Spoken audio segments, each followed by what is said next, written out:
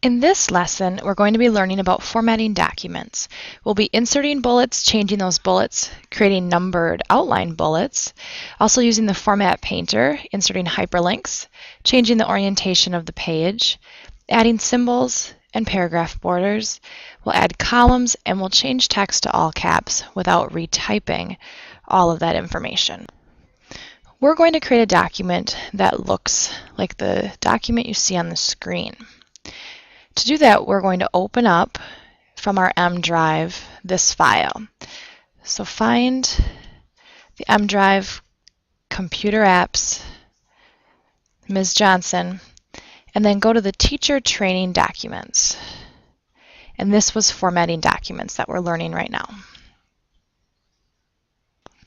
First thing I'd like you to do is go ahead and save this to your L drive. So go to the Office window and Save As. And find your L drive so that you can save this into your Computer Apps Word folder. So we'll call it Formatting Documents Training. And click Save. The first thing we're going to do is just enlarge this text. So just go up to the Home ribbon, make it size 16 and bold. And then we're going to insert a symbol. That's found under the Insert ribbon. On the far right-hand side, go to Symbols, and we want more symbols. When you get here, you can change the font type. Some neat symbols are found under Webdings or Wingdings. So we're going to find ours under Wingdings, and we're just going to find a little pretty symbol to insert here. Let's see which one we want. Go ahead and insert this one right here. So we'll click on it once, click Insert, and then I'm actually going to insert a second one. So they're going to be right next to each other. But that way I don't have to come back in here after I've moved my cursor.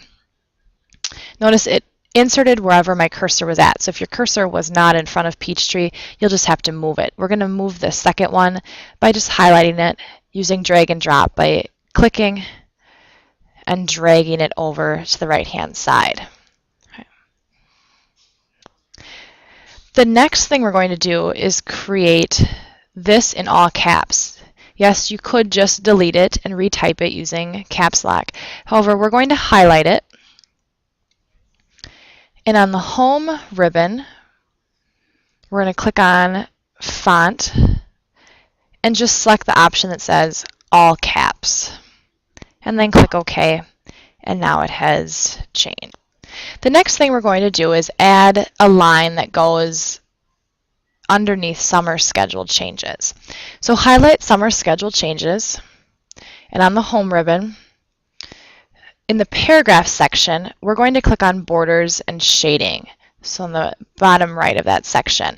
And I'm going to go down all the way to the Borders and Shading so we can bring up the other options. We're going to just do a paragraph border, so we need to change this where it says Apply To, change it to Paragraph. Okay. And then we're going to select, we'll do 2 1/4.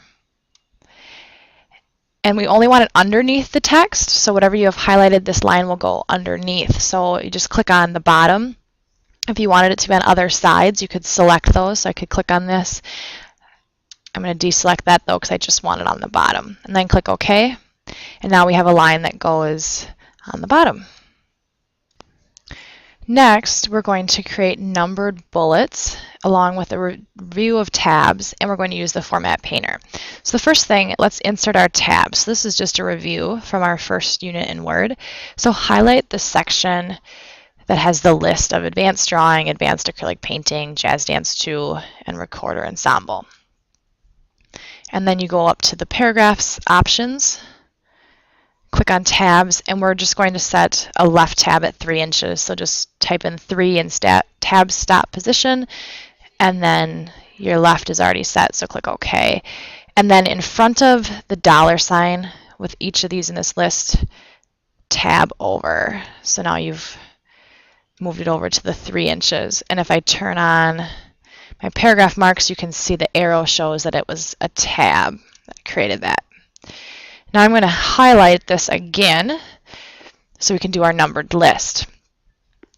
I can actually just in the paragraph section click on this number 1, 2, 3, or you could click on the drop down arrow next to it and choose some different options. I'm just going to go with the number 1, 2, 3 with the periods after it. Okay. That numbers it. Next thing, I'd like for the rest of this list to be in the same format as advanced drawing. The easiest way to do that, instead of having to go and figure out what font it is and what size, is to highlight that, and on the home ribbon, click on Format Painter, and I just click once, and now my cursor has changed to a little paintbrush, and I can highlight. Okay. It changes, though, back to the regular cursor. If I want it to stay like that, I could double click on the Format Painter,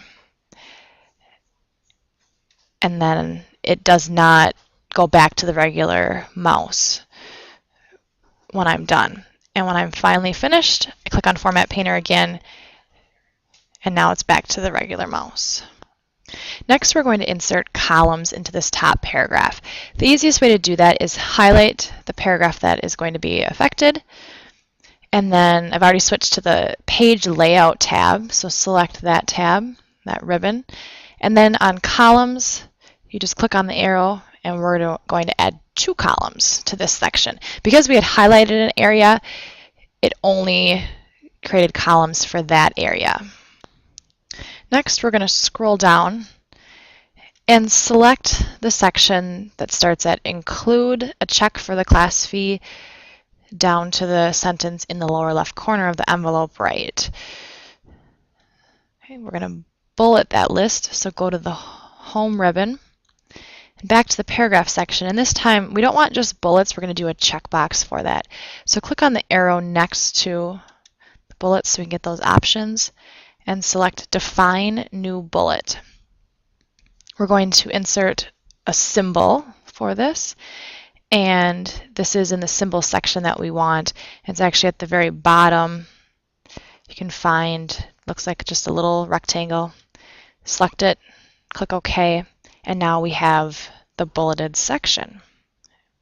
The next thing is we are going to add a hyperlink. So we're going to click between the K and the period in this last sentence. We're going to say, or visit http://www.peachtreeschool.com. Typically, if you press the space bar or enter, this will turn to a hyperlink. However, we have the period after it. So we're just going to highlight it, right-click on it, and go to hyperlink. And the address that we want to send it to is automatically here, so we can go ahead and click OK. If this wasn't where we wanted the link to take us, we could change that link in the address bar. The last thing you need to do to this document is do a spell check. So just go to Review and go through your spell check and make the changes to any words that were incorrect.